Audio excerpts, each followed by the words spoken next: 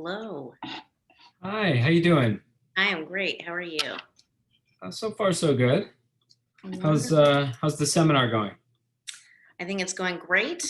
We already have some of our attendees here. I want to ask you a quick question. Sure.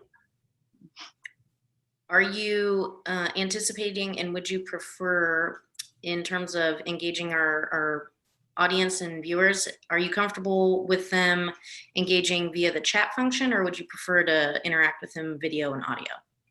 Oh, definitely video audio. Yeah, is there a way to set up breakout rooms and all that? Not breakout rooms at this time, but the group collectively, if we can do that with Oh, video. it's set up as a webinar. Mm-hmm. Is it too late to switch it? If I set up a new meeting, I can give you the link. The link is shared to a larger audience, so it would be a little last minute. We already have people who are in the room waiting. Got it. Okay. All right. That's too bad because like half of the session I have is supposed to have them talking to each other and practicing. Okay. Well, Okay. our guests waiting, they're in the room, they're listening. Okay. Hi, everybody. You know what? Let's just figure it out. If I can see their videos and stuff and they can talk, then forget breakout rooms. We'll just ask for volunteers. We'll make it work. All right. Let's change some settings here real quick. Ooh, Amanda's going to promote everybody. Congratulations, everybody, on your recent promotion. You're promoted and you're promoted. Yeah, that's right. It's like Oprah over here. I want an iPad. Congratulations, everyone. You have been promoted. Welcome to Fundraising 101. This is our midday session of day 2 of the Scent Seminar.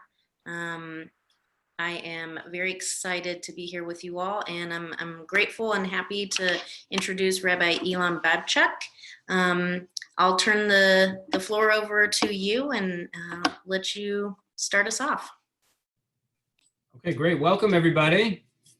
I would love it if folks are comfortable turning on your video and audio so that I can see everybody. I'm going to make this as interactive as possible so that we can really dive in together. I'll be totally honest. I made up these slides. They're already posted on that website. You know, you could get a lot of what it is that I'm going to share in terms of content right from those slides. And in fact, I might even sort of rush through some of the slides so that we can really lean into having some time together to practice, to test things out, to ask questions, to kind of wrestle with the stuff. And then we'll call it a day. We've got about an hour together. Hopefully we'll be able to cover a lot of material. And I think if there's one, you know, my intention around this specifically is that that every one of us, myself included, walks away with something they want to learn a little bit more about.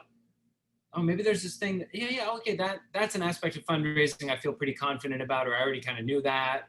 And then this is one that I didn't really know about. So let me maybe I'll buy a book on it. Maybe I'll take something out of the library. Maybe I'll just like Google it and see the Wikipedia page and then feel like, okay, I got it. But whatever it is, I hope that every one of us kind of leaves with a little bit of an appetite to learn a little bit more. We're doing like Fundraising 101, which at the very least is a semester-long class, but as somebody who's been in fundraising for 20 years, it's a lifelong journey. I'm still learning a lot about it every day and every time that I go into practice with it. So with that, again, for all those who are just joining, please, I would love to see your faces. If you could turn on your videos so that we can connect a little more deeply to whatever extent we're able to do, you know, in this virtual setting. Let's try to overcome those barriers together. What I'd love for all of you to do is take a moment and reflect on your intentions for being here today. I'm going to make an argument momentarily, spoiler alert, that people's time is the most scarce resource that they have. People's time, not their money. We're going to talk a lot about money. People's time is the most scarce resource that they have. And all of you took time out of your day to be here. And not the broader seminar, right? There's plenty of places, other classes that you can be doing, time that you might want to connect with each other, but all of you are here. So what I would love is if you could put into the chat one thing that you are hoping to learn today. One question you have, one thing that you hope to learn about fundraising, about the world, whatever, one thing you're sitting with. And if you could put that into the chat, I'm going to do my very best to actually speak to the questions that come in. Boilerplate talks about fundraising are guaranteed to put you to sleep. I promise you it will be really, really boring. I can definitely live up to that promise. So if we can tailor it to the needs, the interests, the curiosities in the room, even the struggles in the room, like I got to raise $1,000 by the end of the day. What do I do? Whatever it is, if you could put that into the chat, that would be wonderful so that can really help guide what it is we talk about together. Does that sound okay? Great.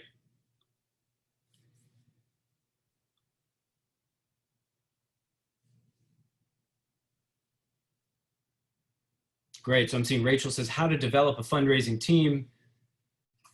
Reverend Bob says motivating volunteers to help with fundraising. Yes, great, it's all about the team, people you surround yourself with. Sandy says engaging people in this digital fundraising format. Engaging, motivating, recruiting a team. This is good, this is good. You're already like jumping to the conclusion, which is that it's not all about you.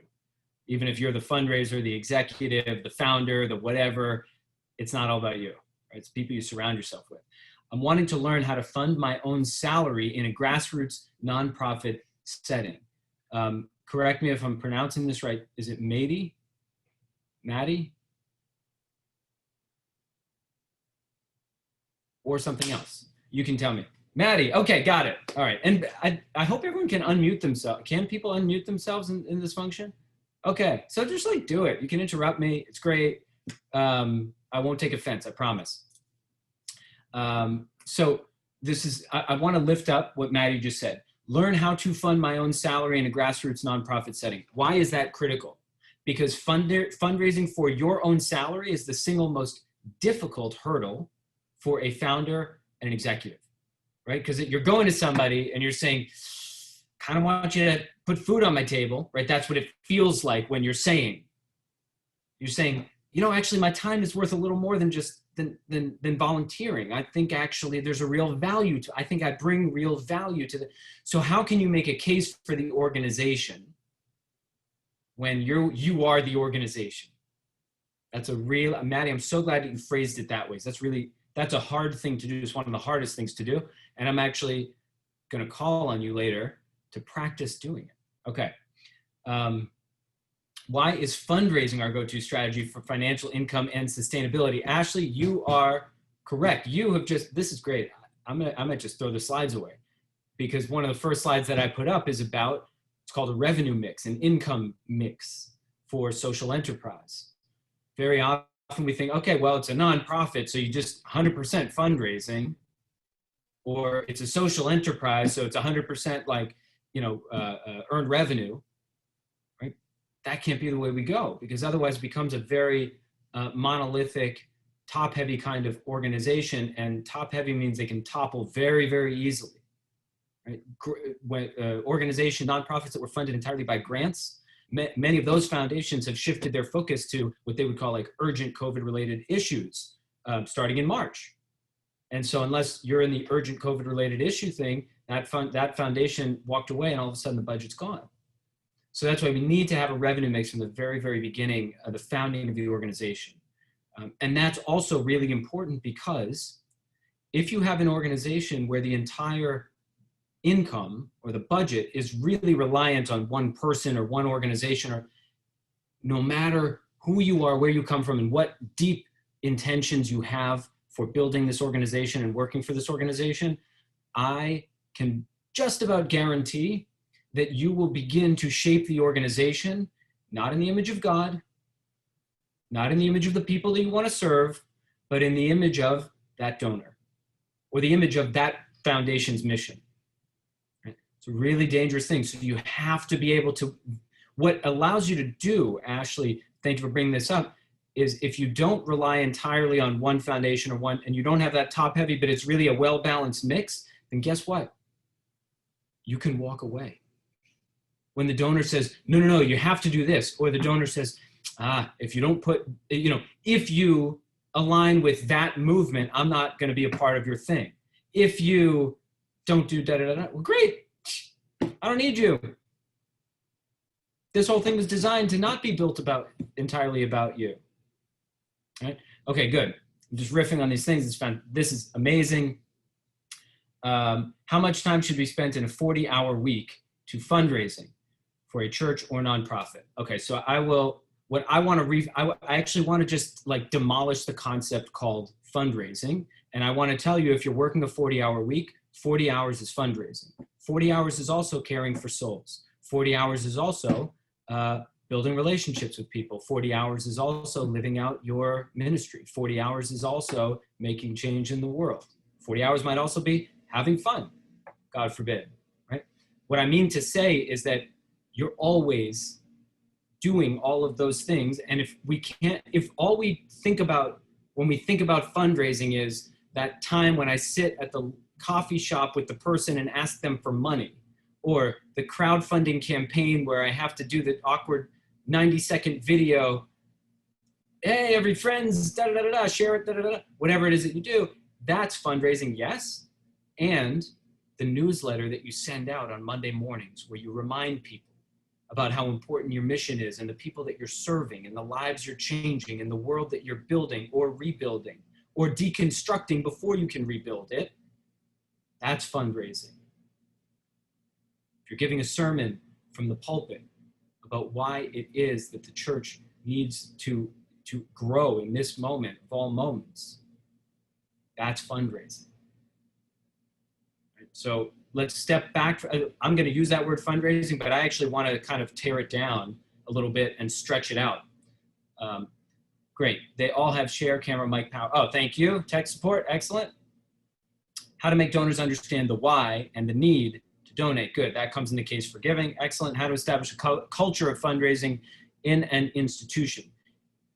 It's called a relational culture. If you have a relational culture, people will be drawn to the organization and the work that you do. That's one, relational. Two, storytelling. Storytelling. Facts don't raise money, stories do. Facts don't bring in new donors, stories do. Facts don't make headlines, stories do. And the stories, when you first start, a lot of the times they're about you, the founder. As quickly as you can pivot away from that and start telling stories of impact, of people that you serve, of the world that you're building, the sooner that you will not have to fundraise ever again in your life. You're still going to ask for money, you're still going to solicit, you're still going to cultivate, you're still going to go through the whole donor cycle, but it won't be fundraising. Why? Because the work of fundraising will be embedded in your organization. That's how you build the culture. It starts with stories and impact and relationships. How to be an effective fundraiser if you're not a natural salesperson. Yes. If you're not a natural salesperson, by the way, if you ever feel like you are in sales, especially as entrepreneurs, entrepreneurship is not sales, but if you ever feel like you are in the business of spiritual sales, right, or whatever kind of sales, it's the wrong business. Education is 100 times more important than the set of skills around sales. The one thing that salespeople, folks who are oriented around the concept and the cycles of sales, the one thing that they have that we would all need in order to do successful fundraising is passion, is just a never let down attitude, is a drive that cannot be stopped. And that all comes from purpose. And for me, and it's gonna be different for every one of us, I derive purpose from the stories of the people that I serve. The further away I am, the more disconnected I am from the service that I am inspired to do, that I am called to do, the less drive that I have, the less fuel that I have to keep the thing moving forward. But the more that I'm exposed to and connected to those stories, the more fuel I have. So for each and every one of you, you've got a different kind of fuel. But you need to ask yourself, I'm going to pause for a second. What keeps you going? Is it your spiritual practice? Is it your connection to the divine? Is it the fact that whatever problem you're trying to solve with the social enterprise, it really feels like a hair on fire problem and it's hard to fall asleep at night because it is worrying you so much? Is it thoughts of the next generation and wanting to leave a world for them that's better than the one that we got? Whatever it is that gives you that fuel, you cannot stray too far from that well. You cannot stray too far from that well. Great. How to make donors understand the why and the need to donate. Fantastic. Okay. What I'm going to do now, let me put one thing in. This is also on the, what's the name of the LMS, Ashley? Blackboard. Blackboard. Okay. This is also on the Blackboard, but I'm sharing Google Doc with you. You don't even need to open it now. This is going to be your homework for afterwards, right? It's called Preparing a Case for Giving. So I'm just dropping it there. All you have to do is make a copy of it and start editing it for yourself. But let me share the screen, and I'm going to get into a handful of slides just to kind of cover some main topics. And then, as I said before, I want people to like practice. I think that's going to be where we're going to get the most out of it, myself included. So let me open this up. I'm going to share my screen.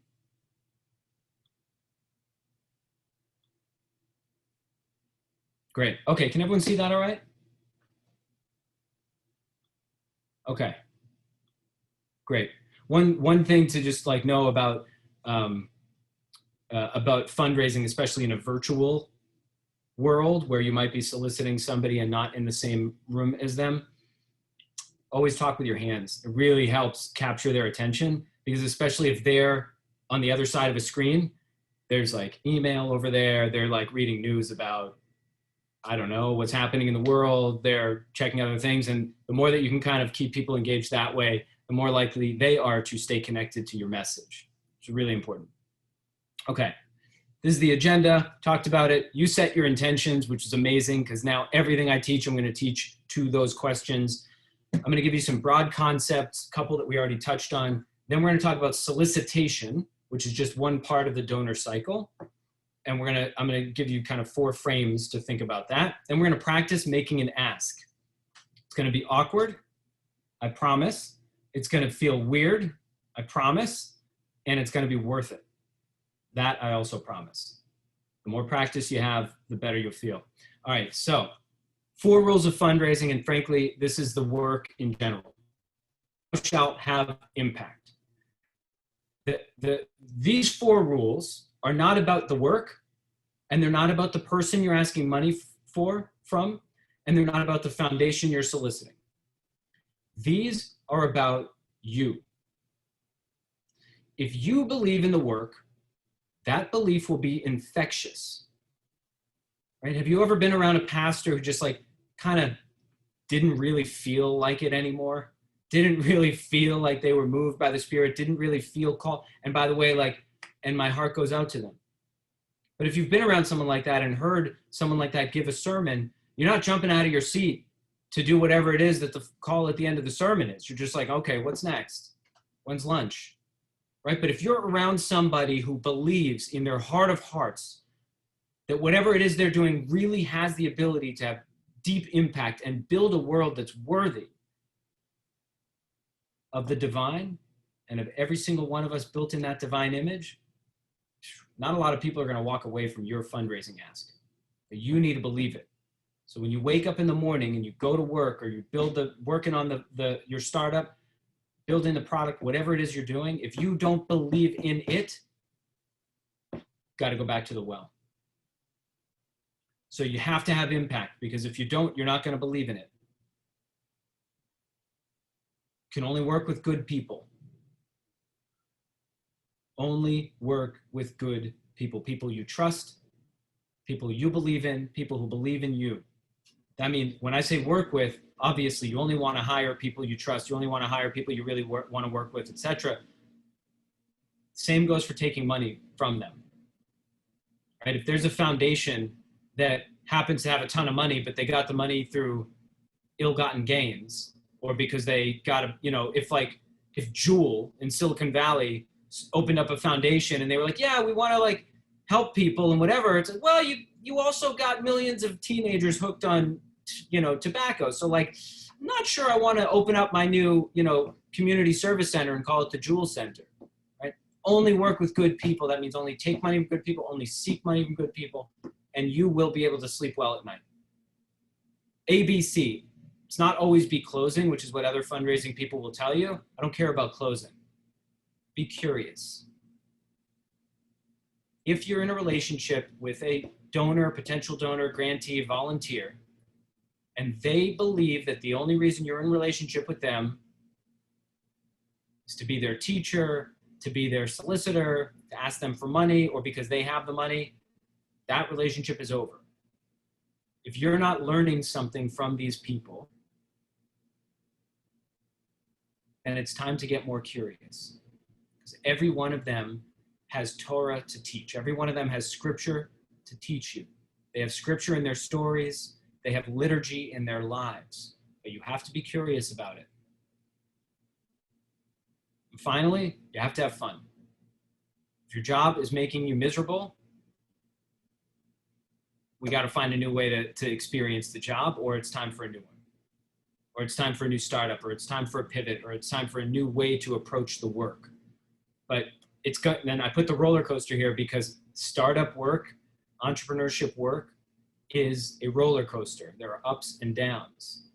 And if you don't like roller coasters, then you're not going to be enjoying it. So it's really important to know that what kind of ride you're in for.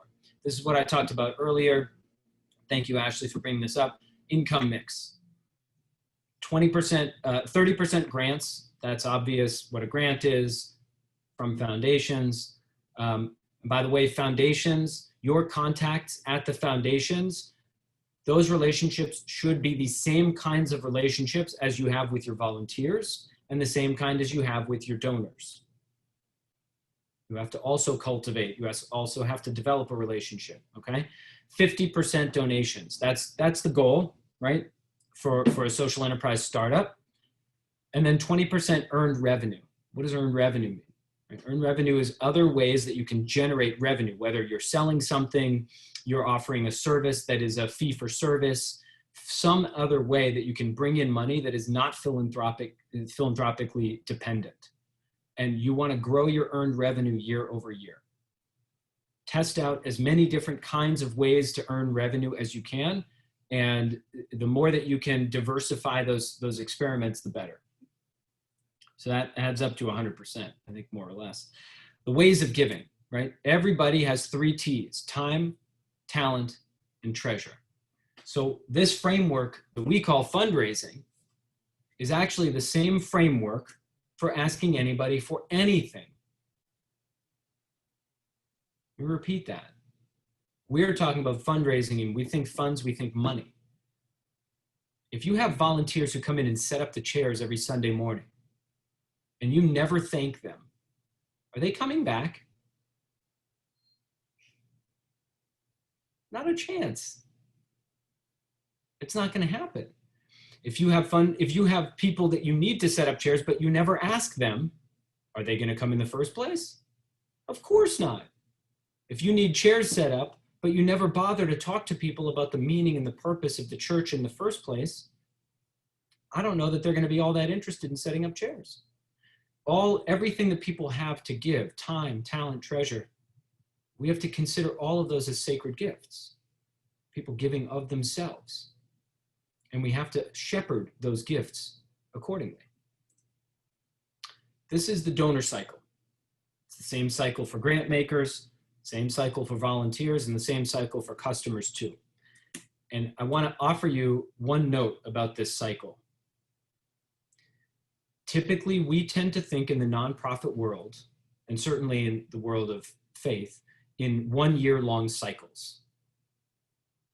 Right? My religion, Judaism, was founded as an agrarian religion. So we talked about immediately when Judaism was founded, it was focused on the 4 seasons, and all of the holidays are seasonally connected, allowing us to feel connected to the earth and connected to God. We think about things in stretches of 365 days, which means we only ask people once a year, and then 3 months later we thank them, and then 3 months later we send them an annual report, and then 3 months later. Let me tell you, the world is accelerating too fast for us to wait 12 months for this cycle to be completed.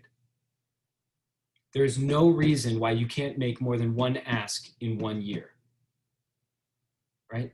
There are a lot of these like unwritten rules in fundraising. It's time to break them.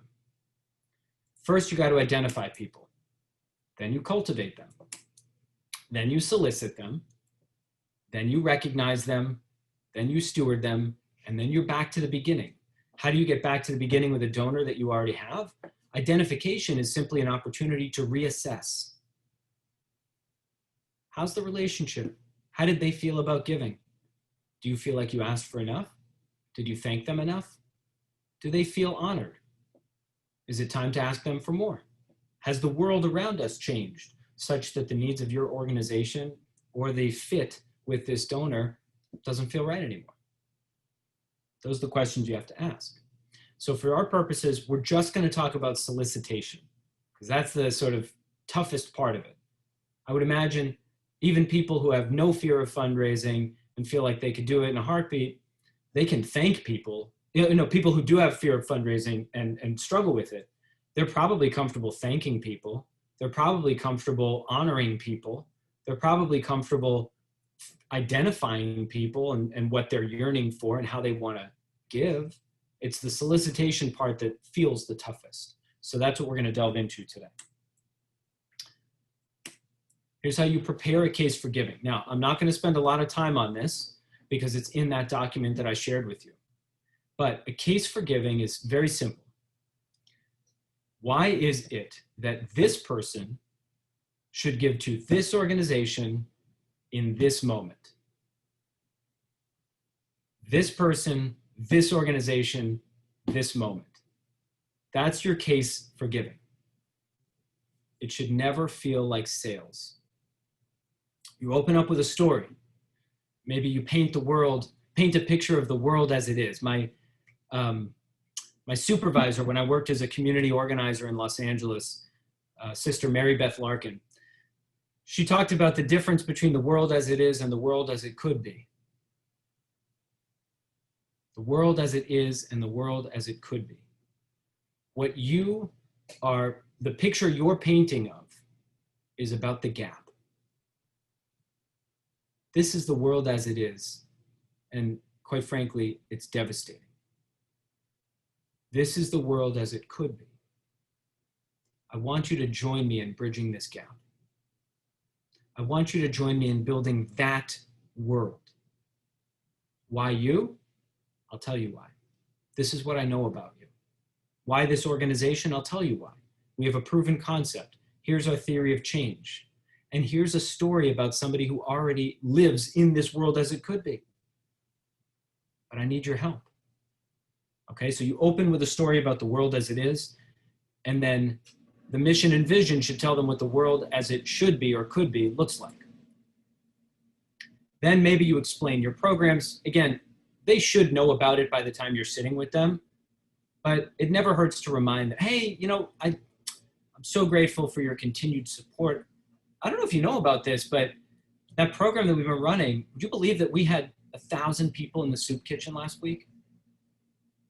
Could you believe that?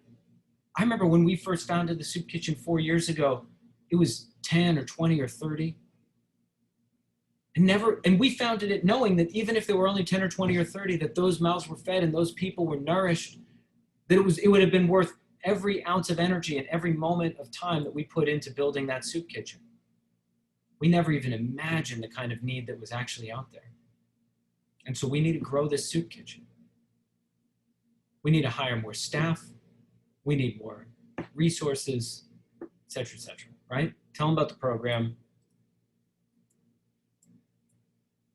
Maybe you tell them about their origin story. So I'm going to give you here's a framework for the origin story that actually you could even use this origin story to skip past the first part of the case for giving. Here it is. It used to be until one day, and so now. It used to be until one day, and so now. That's your origin story in 3 parts. Why does your organization exist? Well, it used to be that all these people in my neighborhood went hungry. Until one day, I had an encounter with one of them. Or until one day, I was laid off from my job.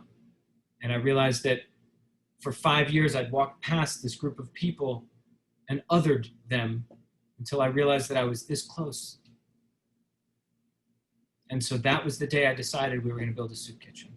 That was the day I decided, right? That's your origin story.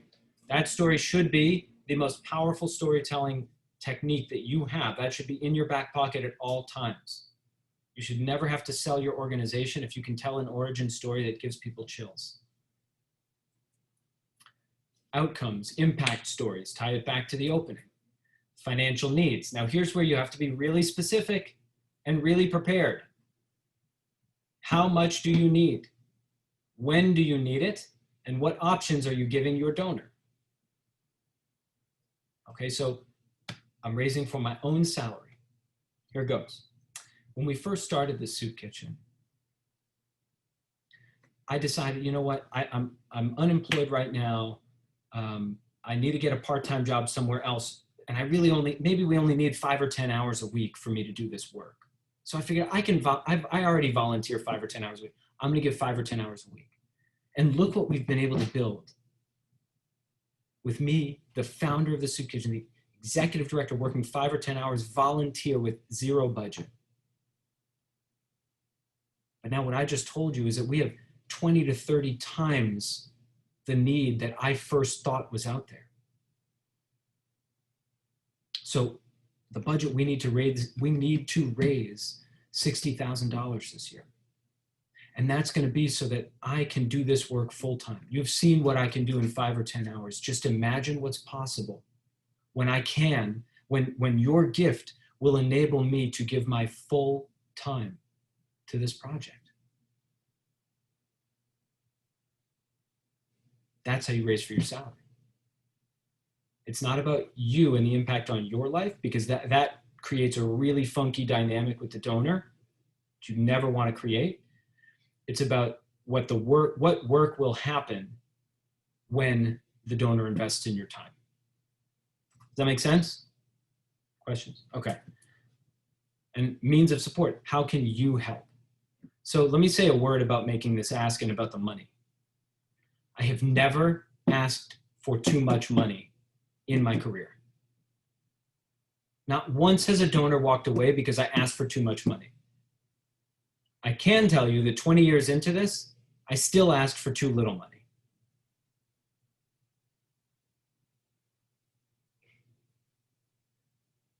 What happens when you ask a donor for more money than they're capable of? Now, like, so if you're talking to a donor about a $10 gift and you ask them for $1 million, like, okay, come on, let's get going here. But if you ask them for 1,000 and they have capacity for 100, if you ask them for 100,000, but they only were planning their normal kind of giving cycle is somewhere around 10,000 a year, you know what they're going to say? They're actually going to be flattered. So, oh my God, really? I'm so flattered that you think that I can afford that. I wish I could, honestly. I wish I could. And you know what's going to happen? They're going to give you more. If they normally give 10, they're going to give you 15 and they're going to apologize for it. Which sounds crazy, but it happens, right? It sounds, what do you mean? Someone apologized for giving you $15,000 when they normally give 10? Yeah, well, you asked for 100. So I really mean err on the side of asking for more as long as you've done the research, right? Do you know where else they're giving? Do you know how much they give to other organizations? And you should know this if you've cultivated a relationship with them. And do you know what their capacity is? There are many, many, many, many, many different ways to do this. Obviously, if it's a foundation, they list exactly how much they give. That's all in their form. You know, I think it's a Form 990. Go on guidestar.org to find out that. But most of them are pretty transparent. They have it on their website. And if you're, working with an individual donor, you should know. You should ask them where else they give their money. You should be curious about this person and want to know what brings them meaning. One more thing to say about the money piece is people fundamentally want to give. They would not be at the table. They know that you are going to ask them for money. They fundamentally want to give. It brings them joy and it brings them meaning. I have yet to meet a donor who does it for any other reasons. Maybe they also get a tax write-off. Good for them. There are many other ways to get a tax write-off. They're doing it because it gives them meaning. For a lot of the donors that I've worked with in my career, a lot of them are too busy to volunteer in the way that they wish they could, or that maybe they did earlier in their career. And they wish they had more time to volunteer. But you're giving them an opportunity to give a real significant gift that is meaningful to them. So that's the key. Okay, here's how you prepare for the meeting. And I'm gonna go kind of quick through this because I want to practice making me ask.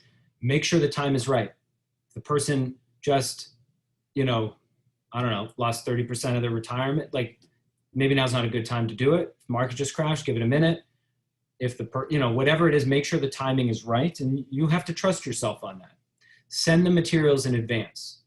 You don't want the meeting time to be where you're spending you're taking up most of the airspace teaching them about the organization or giving them updates.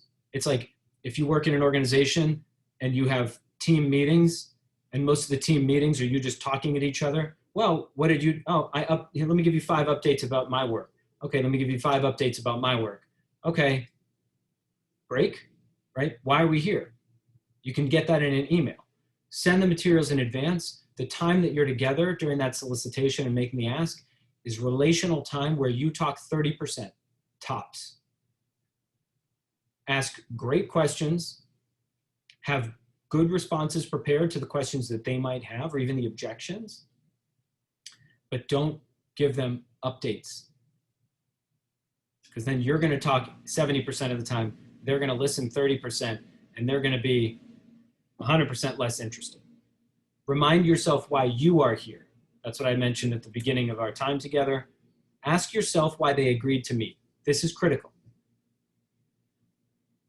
They know you're going to ask them for money. They agreed to the meeting. Why? This isn't a quiz, and it's not a reason to lead to self-doubt. It's so that before your meeting, you can remind yourself, this person cares. This person wants to invest in this work. This person believes in me. This person believes in the change that we can make. That's why they agreed to meet. Remind yourself time and again. Let it be your mantra on the way to the meeting. And prepare for objections. They might have 5 or 6 different things that they might say.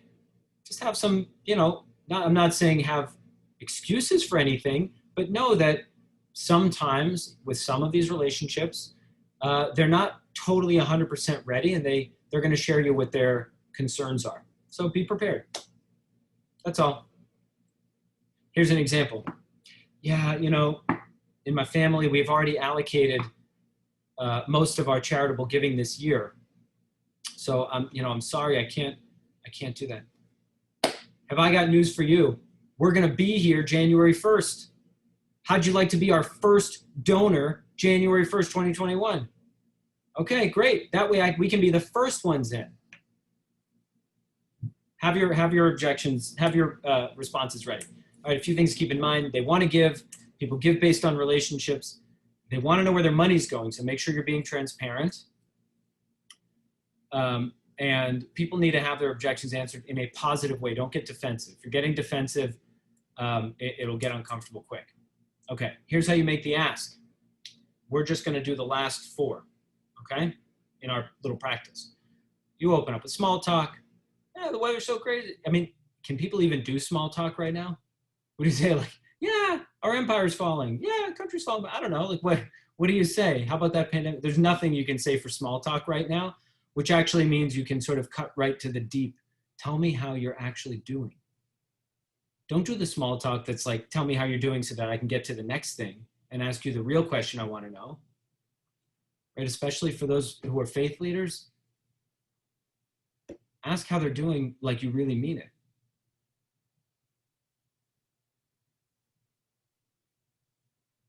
That's actually not small talk. That's the biggest talk that you can possibly have with this person. Might even be the greatest gift that you can give them. When you're ready, you transition. You remind them about the connection, interpersonal connection, connection to the organization, why it is that you're sitting here and they're sitting there. Start with emotion. Again, this is the story that frames the case for giving. Here's the world as it is. Or let me tell you a story about this great success. Or let me tell you, I want to tell you personally how meaningful it is to me. You know, I started this organization 3 years ago, and I never in a million years imagined that we would be able to serve the way that we serve or have the impact that we have. And I'm not sure I believed in myself as much as you have believed in me these last 3 years. And I just want you to know how much that means to me.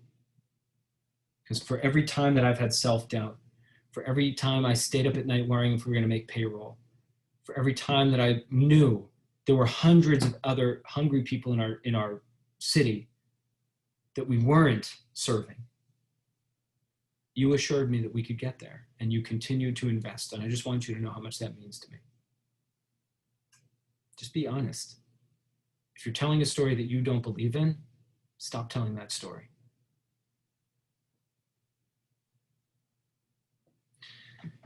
Then you turn to the need.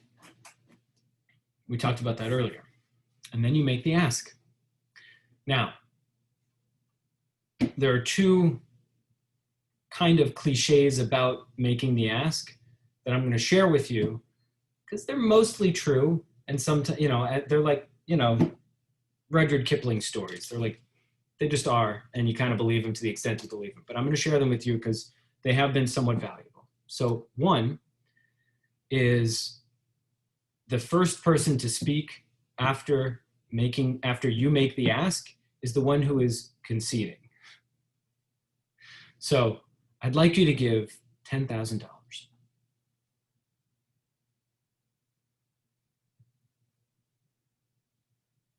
Wait till the silence gets awkward, and then wait longer. If you speak, what's the first thing, and please unmute yourself, what's the first thing that you're going to say after an awkward silence after you just said, I want 10 grand?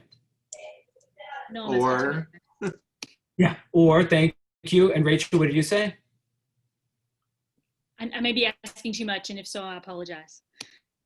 I'm so sorry. Oh my gosh. Yeah. You know what? Just like, even just like pay for this coffee and I'll feel so good. And like, you know, could you just like pick up the check? Whatever it is that comes out of your mouth next, you're going to walk back what you just made the ask for. Trust that you made the ask at the right time and it's the right number and this is the right person. Trust that that's the case. Okay? And what they're going to say, if they're not, you know, usually they're not going to be like, sold, right? They might say, you know, 10 grand, that's a lot. Let me think about it. Let that train of thought just go. Okay? Let them say whatever it is that they need to say after that and stay silent for longer. Okay? And then once they've said, eventually they're either going to say yes, or they're going to ask a question or offer an objection. Does that make sense? You're ready for the objections. You're ready for the answers. And if they say yes, Send them the pledge card the second you get home, as well as a thank you note, handwritten. And if they say no, send them a handwritten thank you note too.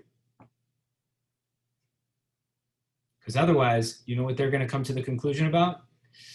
Geez, the only reason Rachel was meeting with me is because she thought I could give her 10 grand. Okay? So I'm going to stop the screen here, but you're going to practice now we're not going to practice in pairs. We're actually going to practice in front of the whole group and do a little fishbowl. Does that sound okay? Sounds terrible, right? Ashley's like, I don't need to do it. So yeah, it sounds awesome. All right, let me share the screen. Let me stop the screen share here. And great. And let me just lift up one thing, and then I want you to start thinking while I'm talking. What are you going to say? Each person who volunteers, you're going to get 3 minutes. That's it.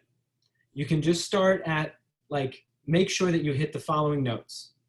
Thank me for being here. Tell me a story about the organization. Maybe it's your genesis story about why you started it, your origin story. Maybe it's an impact story. Maybe it's a story about the world as it could be, okay? And then make the ask. Sound all right? 3 minutes? Don't worry, it'll go long, it'll be hard, it'll be difficult, whatever. We're gonna try it out, and then we're gonna give each other feedback and see how it feels. And then we'll close with a few minutes for questions. It's okay with everybody? Great, so here's the question that I got. When an ask is made and people say no, what's usually the biggest reason why people say no? So the biggest reason why people say no is because you weren't ready. It's because you didn't read the room well enough. You know, there are all these stories, you know, there was, I used to have Celtics season tickets, and like the top, like when we were really, really bad in 2006, I think it was, and there were like nosebleed seats. And one night we were there, and this guy, it was like a kiss cam or something, and this guy kneels down and proposes to his girlfriend. And she says no. He's got the ring, and he's on one knee, and she says no, and the whole thing's captured on the thing. And like, I turned to my friend and said, how did he not know? How did he think? Did he just surprise her? Like, how did he think that now was the right time to go buy a ring when clearly hadn't sussed out how the relationship was going? So all of that is to say, make sure you're in right relationship with the person. Make sure you're reading the room. Make sure that you know why they're there, why you're there. If it's not, then it's not the right time. That's more often than not, it's just not the right time. Okay, does that make sense? All right. Great, so let's see if we can just get like one volunteer. Let's try it out.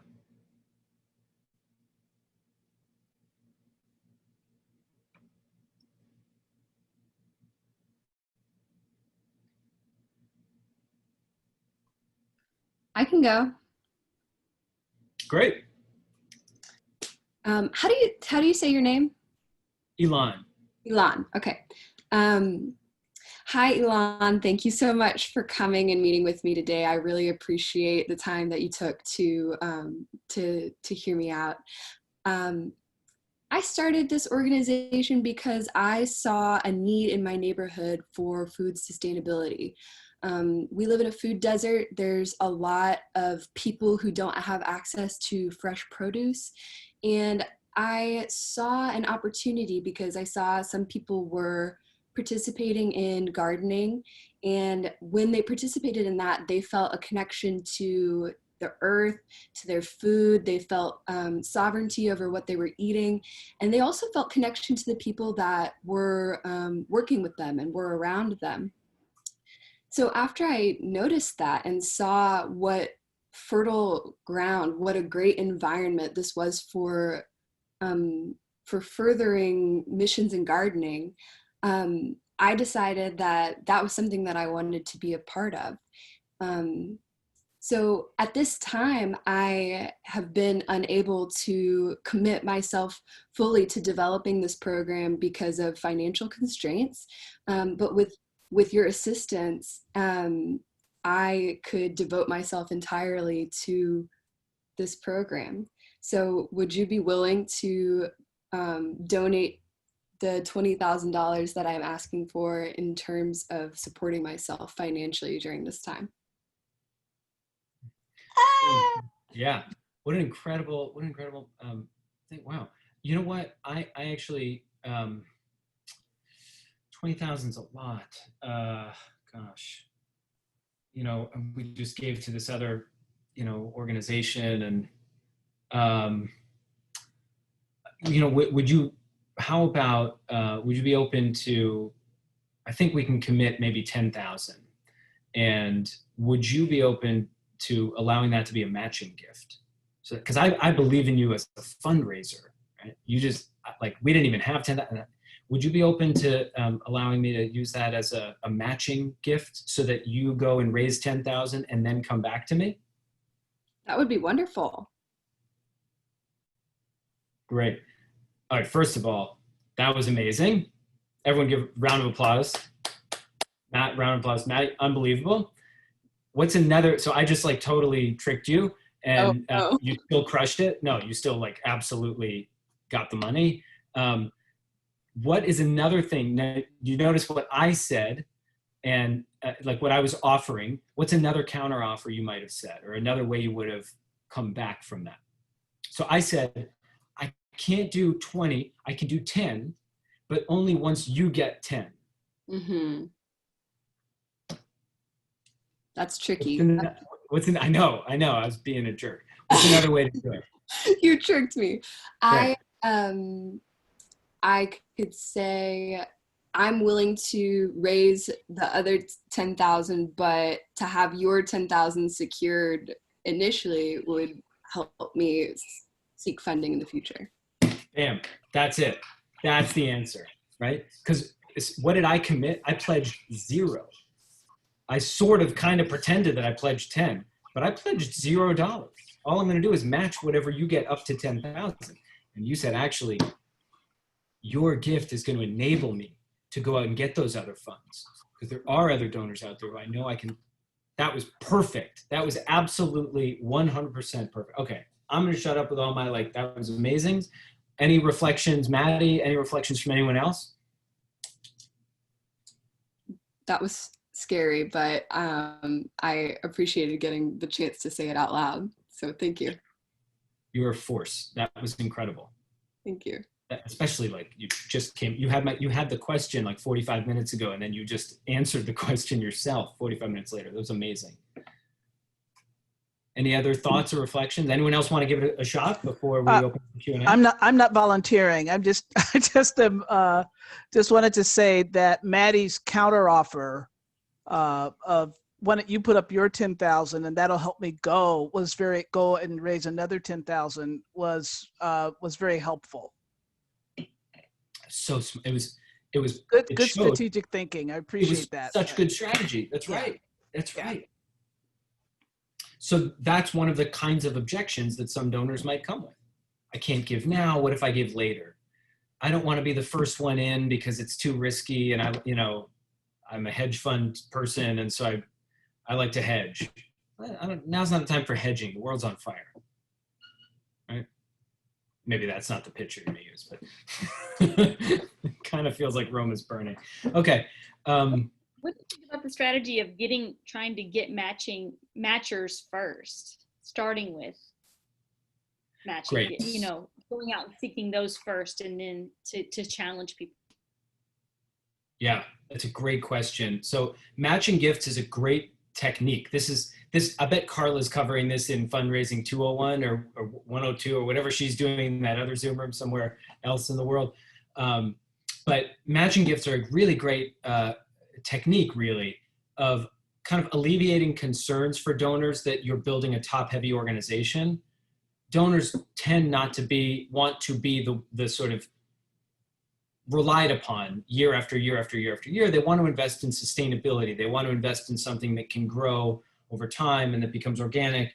And so matching gifts is I would say it's almost like an alternative presented by donors who are feeling reluctant. But if you are proactive about offering a matching gift, especially with foundations or high-level donors, then it shows that you've got full confidence in your ability to raise the rest of the funds. You know, so if you've got it, if for example, with this example where you need 20,000, but you know that I only have 10,000 capacity because that's my normal gift, you might even proactively say, look, we need to raise 20. And I don't want to ask you for the full 20 because I don't want to put you in that position. But what I do want to ask is that we can rely on $10,000 from you, and that you do so publicly, so that we can share with others that you have really invested in this, and then we can go to others and seek matching gifts. Would you be open to being that lead gift on this project? So you should know, in fundraising campaigns, they will secure something around 30 or 40% of the total fundraising goal before the campaign goes public. So if you're doing a crowdfunding campaign, never, ever, ever go public if you have $0. Ever, ever, ever, ever. No one wants to give to a fundraising campaign that has $0. They will give if you've already raised 1,500 out of the 6,000. They will give even if it's $5 out of the 30. But you never want to go public until you've got some, funds in there. Any other questions? We've got 3 more minutes. I was asking the question about the no, and I kind of appreciate what you said about not the right time. I think I've heard that before about this idea that it's never really a no, it's just more of a not the right time. And is that a good philosophy kind of just to have in mind? Yeah, yes, 100%. If you've gotten to the point of asking for the gift and they're giving you less, or they're saying it's not the right time, and then I would also know that it's not the right time can also be it's not you, it's me. It can be a way of deflecting from the truth, which is, I just don't feel inspired to give that.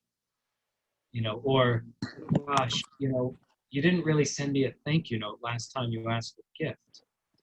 So it's not the right time can be a colloquialism for, I'm turned off right now by the organization, or I don't feel really connected to your leadership. Whatever it is, just know that generally speaking, it's not the right time is something that you can offer an alternative to. But it may also just be another way of them saying, I'm out. I put my email address in there, just and let's do some more questions. Let's squeeze the juice out of the fruit or whatever questions you have, but know that you can get in touch with me anytime. I'm preparing for the high holidays, which start in about 24 hours. So I'm going to be a little bit preoccupied for the next 10 days, but I'm here for you, and I'll respond very quickly. Any other questions? Any hanging chads? So now that we're in political season, thinking about voting. I want to say thanks for that kind of reminder and a strong statement about knowing donors. One of the things that we've been on a learning curve at NBA is what donors will give. The donors that will give to something that's still emerging, like social entrepreneurship work, are very different from the donors who want to give to an established health and social service entity. And boy, it's just and I think the same can be true for any of our projects. Which donors do we need to approach with, this is concrete and this is what it looks like, or, hey, you're going to get in at the beginning of this cutting edge work that may have this kind of impact. And it's just such a trial and error, in some ways, process of figuring out what's the heart of that donor for kind of risk or innovation or creativity, or they want to see a really strong history and a kind of concrete future that can't always be promised in certain kind of entities. It's absolutely right. And it's such a complicated, it's easy to say, well, younger people are less risk averse, so they'll tend, and they're more, acculturated to the concept of entrepreneurship and the risks involved. I think that's really oversimplifying things, and it's a real challenge. My suggestion is always talk about impact. Always talk about impact, and that people will get caught up on the delivery system, think about what it is that you're delivering more than the delivery system. So social enterprise can save lives. Nonprofit can save lives too. For-profits can probably save some lives, right? But the more that you can focus about that impact, the less the conversation gets caught up on the mode of change, the theory of change. Well, thank you, Rabbi Elan. That was, I appreciate the practical framework around that. I know that this was really fruitful and beneficial. And again, Maddie, kudos. That was brilliant. We appreciate your vulnerability and showcasing and being the guinea pig for us. I am placing in the chat function a shorter link that's to the Blackboard course. I will after I close this out, I'm going to upload that PowerPoint that you provided into your course so everyone will have access to that. And we look forward to seeing you all. The next sessions are in 29 minutes. So we will see you on the other side. Thank you, Rabbi. Blessings to all of you, and we will see you soon. Thank you so much. Thank you all. Thank you all. Be well.